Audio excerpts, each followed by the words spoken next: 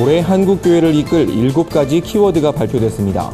문화선교연구원이 제시한 2019년 문화선교 트렌드를 살펴봅니다. 이단 사이비 신천지가 올해 비신자 전도와 해외 포교에 집중할 거란 전망이 나왔습니다. 구리 이단 상담소 신현옥 목사의 전망을 들어봤습니다.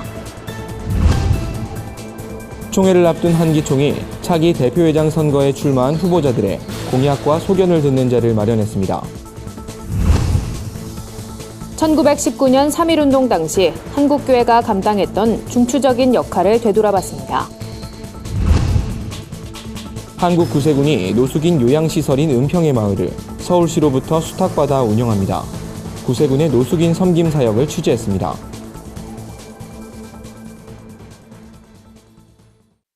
여러분 안녕하십니까? 구TV 위클리 뉴스입니다. 한 주간의 뉴스를 종합해드립니다. 문화선교연구원이 올 한 해 한국교회를 이끌 7가지 문화 트렌드를 제시했습니다.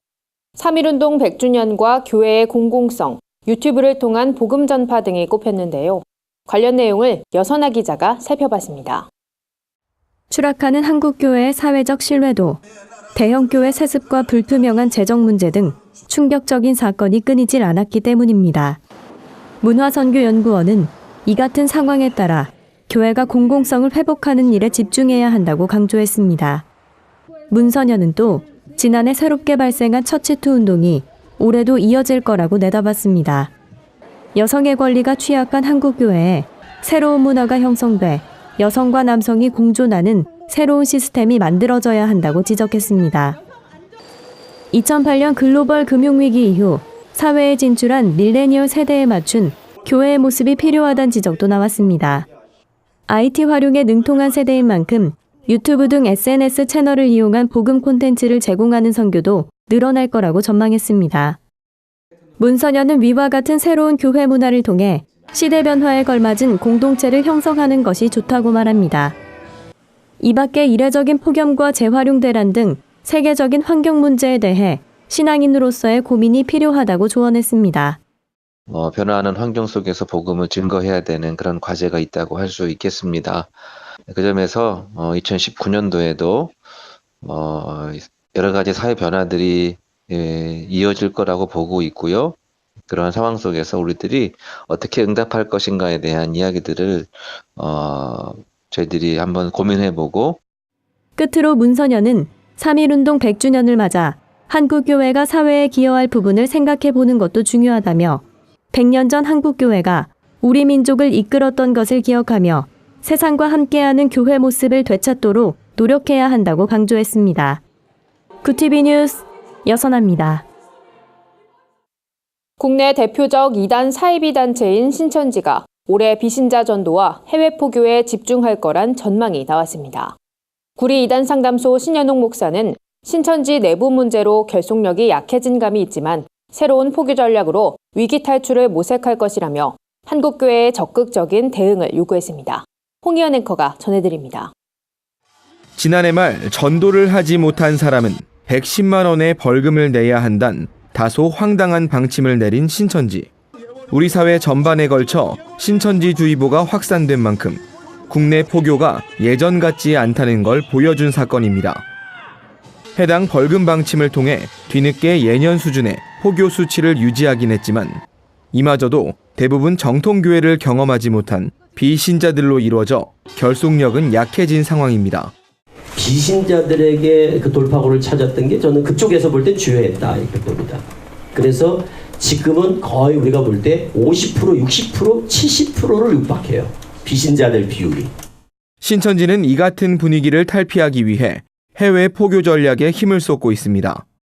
지난해 해외 신도가 6,448명 늘었단 신천지 내부 보고를 보면 비교적 예상 밖의 성과를 거두고 있다는 점을 알 수 있습니다. 성과에 힘입어 올해도 해외 포교에 집중할 걸로 예상됩니다. 포교를 위해 미혼인 여신도들에게 해외 현지인과 결혼하도록 강요하는 등의 행동을 서슴지 않았단 탈퇴자의 증언도 나왔습니다. 이혼한 늙은 할아버지여도 건물이 있는 사람이면 신천지 하나님 나라를 위해서 결혼할 수 있겠느냐 없겠느냐 자주 물어보면서 이것은 믿음의 문제다라고 하는 경우가 있었습니다. 구리 이단 상담소 신현웅 목사는 신천지의 이 같은 해외 포교에 보다 적극적인 모습으로 대처해야 한다고 강조했습니다. 신천지의 해외 포교가 아직은 크게 성장하지 못한 단계지만 날이 갈수록 이 전략에 집중할 거란 전망이 나오기 때문입니다. 구리 이단 상담소는 첫 번째 대응으로 현지 선교사들에게 신천지의 포교 정보를 공유하며 대응 방안을 마련할 수 있도록 돕는 일에 나섰습니다. 사전 정보들이 빨리빨리 제공이 돼서 우리 선교사님들이 현지인들에게 현지에 이들이 신천지라는 것을 적극적으로 알려서 피해를 줄이는 이런 역할까지. 다소 충격적인 신천지의 전략도 소개됐습니다. 정통교회 목회자 출신 신천지 신도를 이용해 위장교회를 세워 포교에 나섰던 신천지가 이제는 신천지 내부 강사들을 군소교단의 미인과 신학교로 입학시켜 목사 안수증을 받고 있다는 정보입니다. 신현웅 목사는 이렇게 군소교단 소속 목사가 된 신천지 강사들이 군소교단들의 통합을 노려 점점 정통교회의 형태를 갖추고 있다며 정통교회 교단들이 보다 강한 검증 절차를 통해 이단 사이비의 진입을 막아야 한다고 강조했습니다. 구티비 뉴스 홍의연입니다. 한국기독교총연합회가 정기총회를 앞두고 차기 대표회장에 출마한 후보자들의 정견 발표를 진행했습니다. 최종 후보자인 예장 합동장신의 김한식 목사와 청교도 영성훈련원 전광훈 목사가 이름을 올렸는데요. 후보자들은 교계의 연합엔 한 목소리를 내면서도 한기총을 이끌 동력엔 뚜렷한 입장 차이를 보였습니다. 오현근 기자의 보도입니다. 오는 29일 열릴 정기총회를 앞두고 한국기독교총연합회가 새롭게 선출될 대표회장 후보자들의 정견 발표 자리를 마련했습니다. 한기총은 앞서 신임 대표회장이 출마할 최종 후보자 2명을 선정해 언론에 발표한 바 있습니다. 후보자들의 정견 발표에 앞서 메시지를 전한 이영훈 선거관리위원장은 정관과 운영 세치, 규정에 따라 엄정한 선거관리에 최선을 다하겠다고 밝혔습니다. 한국교회를 새롭게 개혁하고 금권선거를 뿌리 뽑고 또 나누어진 연합단체를 하나로 다시 만들고 그래서 3.1절 100주년을 준비하고 통일시대를 준비하는 그러한 한기총이 되기를 간절히 소원합니다. 한기총 제25대 대표회장에 나서는 최종 후보자 2인은 대한예수교 장로회 총회 합동장신 소속의 김한식 목사와 청교도 영성훈련원장 전광훈 목사입니다. 먼저 두 후보자들은 한국교회가 위기에 직면해 있다는 데 공감했습니다. 그러면서 한기총 중심의 연합과 교계 정상화를 가장 시급한 당면 과제로 꼽았습니다. 한기총이 정체성을 잃어버리고 사회적 이슈에 대응하지 못했다는 겁니다. 반면 한기총을 이끌기 위한 후보자 간의 공약엔 차이를 보였습니다. 김한식 후보자는 회개운동과 복음 중심의 운영으로 한기총을 이끌겠다는 입장을 밝혔습니다. 그러면서 현재 한사랑 선교회 대표로 활동하고 있는 만큼 선교사 활성화를 통한 한국교회의 부흥을 꾀한다는 내용도 덧붙였습니다. 전광훈 후보자는 기독정당의 활성화를 제1공약으로 내세웠습니다. 교계의 본격적인 정계 진출을 통해 대사회적으로 한국교회의 목소리를 내겠다는 겁니다. 이에 따른 재정과 일자리를 대거 확보할 수 있다는 게 전 후보자의 주장입니다. 나눠주고 이해해주고 도와주고 이렇게 함으로 복음으로 사는 이런 한기총이 되었으면 하는 것입니다. 그런 일에 조금이라도 제가 기여하고자 대표회장에 출마했습니다. 저는 다시 1년에 100만 명 이상이 부흥될 수 있는 인프라를 만드는 데 전력을 다하겠습니다. 그 첫 번째 인프라는 역시 정치 인프라입니다. 그러면 한기총 종로가 모든 문제를 총체적으로 해결할 수 있다. 저는 그렇게 생각을 하고 있습니다. 한국교회 대표 연합기관을 자처하고 있는 한기총의 다음 회기를 이끌 신임 대표회장에 교계의 관심이 집중되고 있습니다. 선출될 대표회장과 더불어 한기총이 한국교회의 연합과 부흥을 이끄는 기관으로도 거듭날 수 있을지에 정교계의 이목이 쏠리고 있습니다. 구티비 뉴스 오현근입니다. 일제강점 속에 민족의 자주 독립을 외쳤던 3.1운동이 일어난 지 100년이 지났습니다. 당시 한국교회는 이 운동의 중추적인 역할을 하며 민족교회로서의 모습을 보여줬는데요. 구티비는 이번 상반기 3.1운동에 앞장섰던 한국교회의 역할을 돌아보는 특별 기획을 마련했습니다. 첫 번째 순서로 3.1운동을 이끌었던 한국교회 모습을 짚어봤습니다. 홍희연 앵커가 전해드립니다. 1919년 당시 한국교회는 35년이라는 짧은 역사와 전체 인구의 1% 남짓한 성도를 가진 작은 공동체였습니다. 3.1운동은 기독교에서 시작됐습니다. 평양과 서울 지역의 기독교인들이 독자적인 독립운동을 준비하고 있었고 1919년 2월 들어 기독교 지도자인 이승훈 장로에 의해 천도교와 불교가 합류해 대규모 운동으로 발전했습니다. 민족 대표 33인 가운데 16명이 기독교인이었다는 점은 당시 한국교회가 중추적인 역할을 했던 걸 방증하고 있습니다. 3.1운동의 기독교적 성향은 독립선언서에서도 볼 수 있습니다. 민족의 독립을 주장하면서도 보편적 가치관과 인류 공존을 지향하며 비폭력적 평화를 주장했습니다. 실제로 독립선언 초안을 작성했던 최남선은 선언 내용이 기독교 이념과 관련됐다는 점을 증언하기도 했습니다. 이뿐만이 아닙니다. 3.1운동 이후 일제는 한거에 참여한 이들을 잡아들이기 위해 대대적인 색출 작업에 나서기도 했는데 투옥된 이들 중 17%가 기독교인일 만큼 3.1운동 참여도가 높았습니다. 천도교는 11%, 불교는 이보다도 더 적은 숫자가 투옥된 것으로 알려집니다. 우리에게 큰 아픔으로 남아있는 제암리교회 학살 사건도 3.1운동 이후의 기독교 박해 실상을 알 수 있는 대목입니다. 3.1운동이 아까 제가 자주와 민주와 평화와 일치라는 얘기를 했는데 자주와 관련해서 우리 한국과 한국교회에 던지는 메시지가 전 크다고 생각합니다. 구티비는 3.1운동 100주년을 맞아 당시 한국교회의 역할을 짚어보는 기획보도를 마련했습니다. 3.1운동에 적극 참여하며 누구보다 앞장서 이끌었던 지역 교회들을 방문해 믿음의 선조들의 민족성과 자긍심, 신앙심을 돌아보고 오늘날 한국교회가 본받아야 할 점을 전문가의 목소리를 통해 들어볼 계획입니다. 구티비 뉴스 홍의연입니다. 한국 구세군이 서울시로부터 노숙인 요양시설인 은평의 마을을 수탁받아 운영합니다. 기독교 기관이 은평의 마을을 운영하는 건 이번이 처음이어서 의미를 더하는데요. 현장에 한혜인 기자가 다녀왔습니다. 은평의 마을은 한 개 부지에 은평의 마을, 은혜로운 집, 평화로운 집 등 3개의 시설이 포함된 노숙인 요양시설입니다. 수용 가능한 인원은 1,000여 명, 시설을 거쳐간 사람은 약 14만 명으로 서울시에서 운영되는 노숙인 시설 중 가장 규모가 큽니다. 작년까지는 가톨릭 기관에서 운영했으나 올해 1월부터는 구세군이 운영합니다.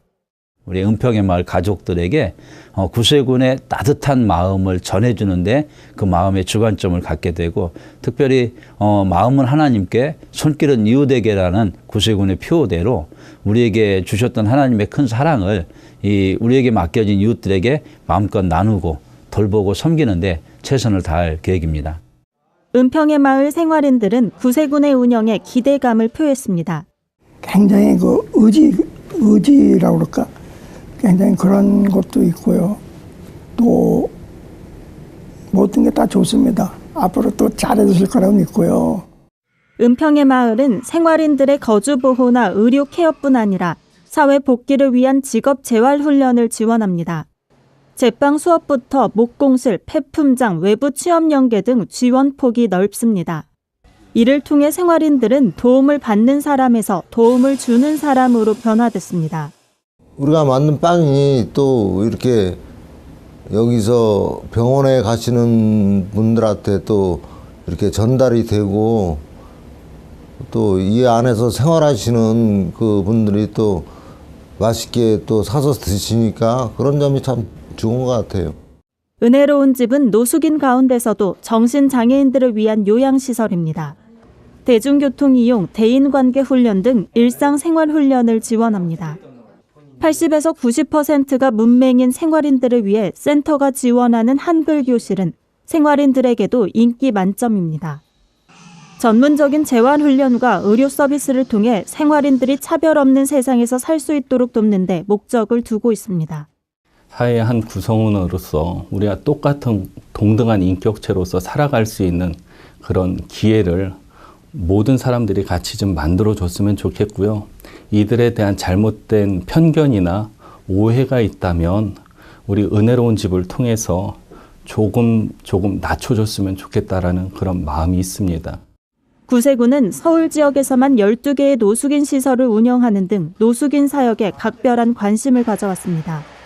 구세군은 앞으로도 은평의 마을과 은혜로운 집 생활인을 비롯해 외롭고 소외된 노숙인들에게 하나님의 사랑을 전할 계획입니다. 구티비 뉴스 한혜인입니다. 구티비가 발행하는 종합 주간지 위클리 굿뉴스의 주요 소식을 김민정 기자가 소개해드립니다.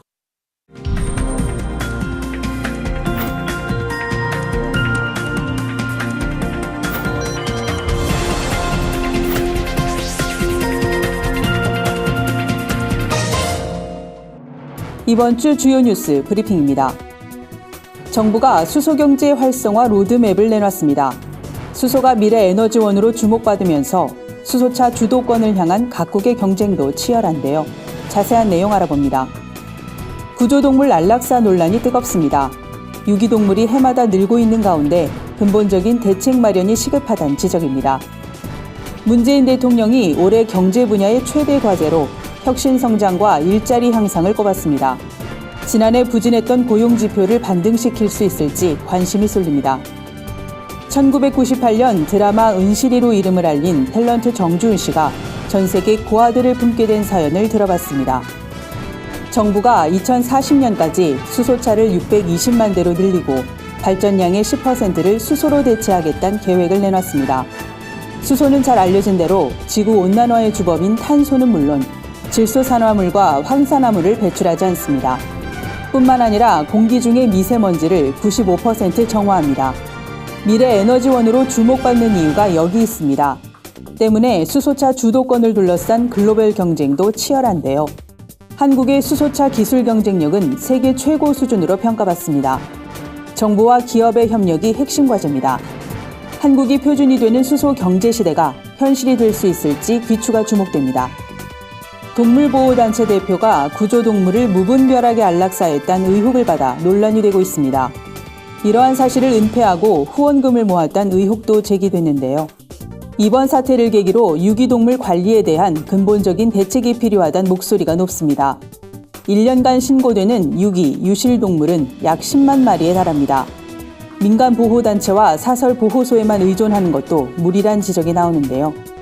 이에 일각에선 지방자치단체가 유기동물 관리 체계를 정비하도록 해야 한다는 의견도 있습니다. 더불어 반려동물에 대한 성숙한 인식이 하루빨리 정착돼야 할 것으로 보입니다. 우리 주변의 선한 이웃과 가슴 따뜻한 삶의 현장을 소개하는 이번 주 굿뉴스입니다. 1998년 큰 인기를 끌었던 드라마 은실이 기억하십니까? 이 작품에서 빨간 양말 성동일 씨의 그녀 영숙 씨로 출연한 탤런트 정주은 씨가 오늘의 주인공입니다. 독실한 크리스천인 정 씨는 6년 전부터 톱이란 이름을 내걸고 다방 사업을 하고 있는데요. 사업 수익금의 일부를 꾸준히 기부하며 전 세계 고아들을 돕는 일에 힘을 보태고 있습니다. 단기 선교차 인도 고아원을 방문한 것이 인생을 바꾼 계기가 됐다고 하는데요. 정 씨의 따뜻한 마음이 많은 이들에게 흘러가길 기대합니다. 국가인권위원회가 체육계 전반의 인권 실태를 조사하겠다고 밝혔습니다. 스포츠 인권 실태 조사단을 신설해 1년간 전수조사를 진행하겠다는 건데요. 전례 없는 규모가 될 것으로 예상되면서 관심이 쏠리고 있습니다. 폭력과 성폭력으로부터 자유로운 환경을 만들기 위한 의미 있는 첫걸음이 될 수 있길 기대해 봅니다. 지금까지 위클리 뉴스 브리핑이었습니다. 김영우 전 총장의 소청 청구로 총신대학교 리더십 공백이 장기화 조짐을 보이고 있습니다. 농어촌 교회를 돕기 위한 명절맞이 고향교회 방문 캠페인이 전개됩니다. 한 주간 분야별 주요 뉴스를 오현근 기자와 여선아 기자가 전해드립니다.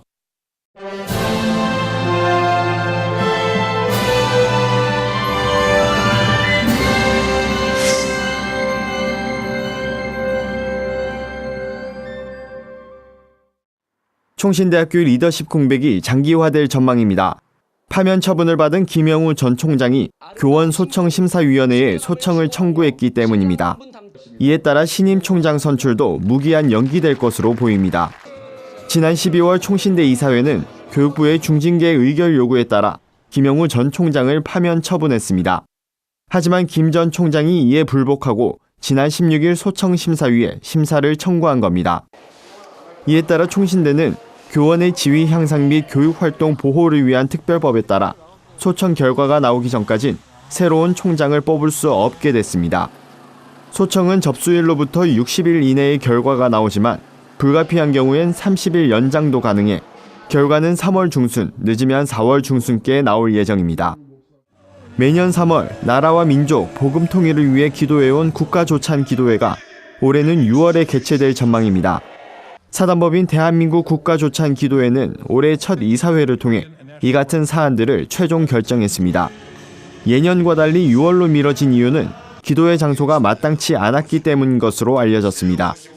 국가조찬기도회 두상달 회장은 이번 기도회에선 우리 민족 앞에 놓인 여러 현안에 대해 크리스천 지도자들이 바른 관점을 가질 수 있도록 특강과 세미나도 진행할 예정이라며 국가조찬기도회가 일회성 행사로 끝나는 게 아니라 시대적인 상황을 계속 감당해 나가도록 노력할 것이라고 밝혔습니다. 제51회 대한민국 국가조찬기도회는 오는 6월 17일 오전 7시 서울 코엑스에서 열릴 예정입니다. 구티비 뉴스 오현근입니다.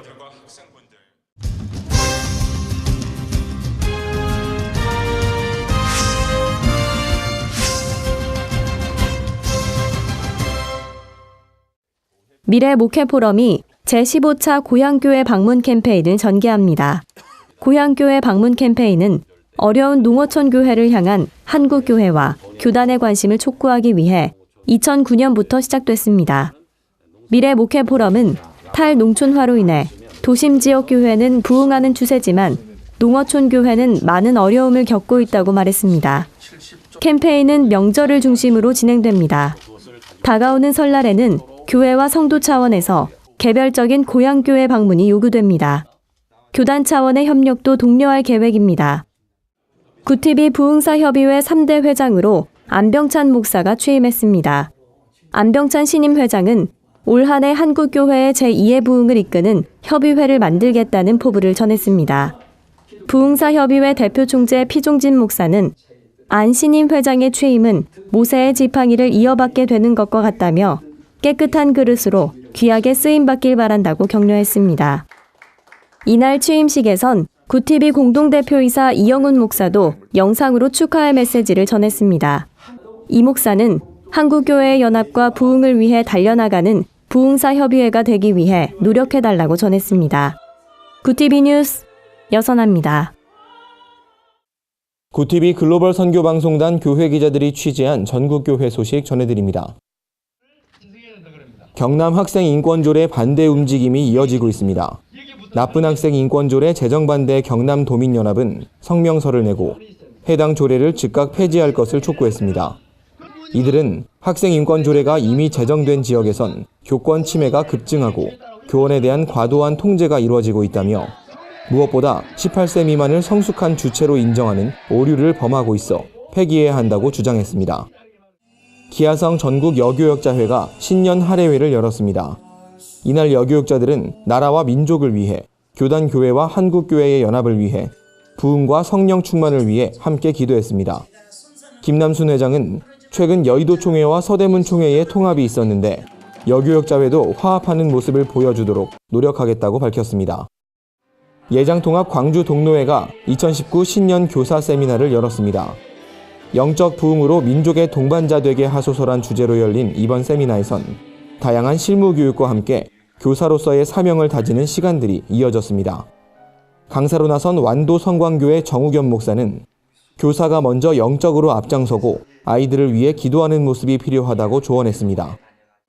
예장합동 전국 남전도회 연합회가 호남 지역 임력원 초청 간담회를 열었습니다.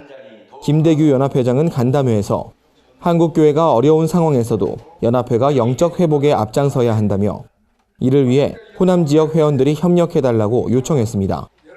연합회는 올해 주요 사역으로 군선교와 소외 이웃 섬김, 전도훈련대회 등을 선정 발표했습니다.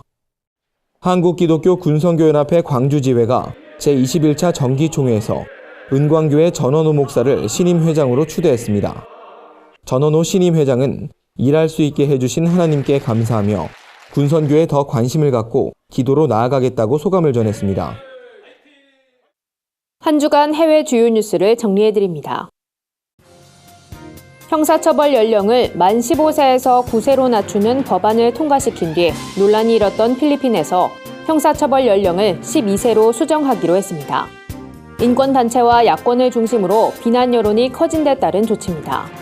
한편 이 법안은 범죄 조직이 어린이를 범행에 이용하는 것을 막자는 취지로 글로리아 아로요 하원의장의 대통령 재임 시절 발의됐습니다. 미국 시카고에 내린 폭설로 눈에 파묻혀 숨진 한인 어린이 가정에 온정의 손길이 모이고 있습니다.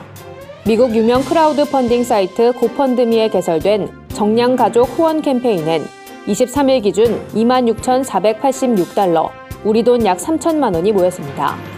한편 정량은 사고가 발생한 시카고 알링턴 하이츠 소재 로뎀교회 담임 목사의 3남매 중 막내로 확인됐습니다. 정량은 제설 작업으로 형성된 눈더미를 이글루로 만들다가 갑자기 무너져 내린 눈 속에 파묻혀 사망했습니다. 미국 연방정부의 셧다운 사태가 계속되면서 연방 공무원 수백 명이 의회 건물에서 항의 시위를 여는 등 셧다운 장기화로 인한 피해를 호소하고 있습니다. 공무원들은 근로자가 임금 없이 가족을 먹여 살릴 수 없다는 의미가 적힌 종이 접시를 들고 집회를 진행했습니다. 한편 장기화되는 셧다운 사태로 전문가들은 법원의 운영자금도 곧 고갈될 것으로 예상하는 등 우려가 커지고 있습니다. 지난해 중국 톱스타 판빙빙의 탈세 사건이 불거진 후 중국 연예인들이 총 2조 원에 육박하는 세금을 자진 납세했습니다. 중국 세무당국은 스스로 탈세액을 납부한 연예인들은 가볍게 처벌하겠지만 탈세액을 자진 신고하지 않고 조사기간 탈세 사실이 드러나면 형사적 책임을 엄정하게 물을 것이라고 경고했습니다.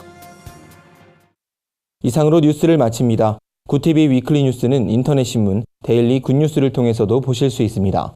시청해주신 여러분 고맙습니다.